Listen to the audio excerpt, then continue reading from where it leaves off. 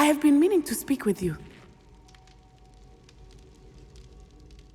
I still can't believe we escaped the Ashwinders. You may not realize it, but you are the talk of the school since you saved me that day. I wonder how everyone knows about it. I told my mother in the hope that she would be more forgiving of what I have been up to if it came from me. She likely told other professors, and news travels quickly. Unfortunately, she might, in fact, have been even less forgiving than I'd hoped.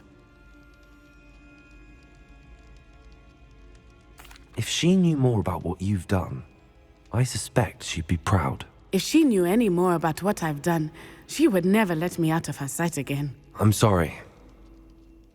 Has Officer Singer done anything with the evidence we provided? She has not. Harlow is as strong as ever. Someone needs to stop him, whether it is us or Officer Singer. If someone had stopped the monsters like him in Matabeleland, my father would be alive today. What exactly happened to your father? It was a beautiful day. My mother had gone to tend to a neighbor who was ill, and so my father and I were galloping in the savannah. Galloping? Your father was also an animagus, I take it? He could become the most majestic giraffe, and he would carry me on his back, my arms around his neck. We were on our way home when we surprised a group of bandits who had come from our village. One of them saw me just as he removed a scarf from his face. He shouted and then aimed his rifle. He didn't want you to identify him. Exactly. In an instant, my father bowed his neck to protect me and was hit. As he fell, my father changed back into his human form. When the bandits saw this, they turned and ran in fear. Magic terrified them, and then he was gone.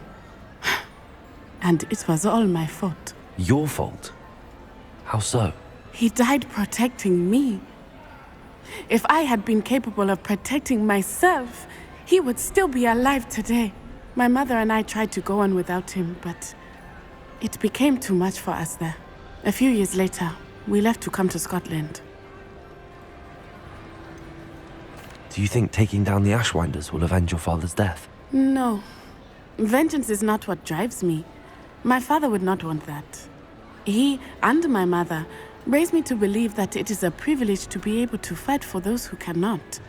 I know there is risk involved, but I feel it is worth it. I am glad you seem to think so too. What does your mother think about all of this? Well, as you saw, she worries a great deal. She is an excellent seer, but I think it bothers her to this day that she did not see my father's death coming. She misses him, as do I. So I believe on some level she understands my need to seek justice in a small way, but that does not mean that she likes it. Do you think your father would approve of the things we've been doing? Oh my, that is a good question. In theory, yes. Although he would worry as my mother does. But I think he, of all people, would understand my persistence. My father never shied away from a fight for good, no matter how ruthless the foe. And I think he would have enjoyed knowing that I had a compatriot like you. I'm sorry, Natty. I can't imagine what you've been through. Your father sounds exceptional. He was. Truly extraordinary. And thank you for your kind words. We all have our burdens.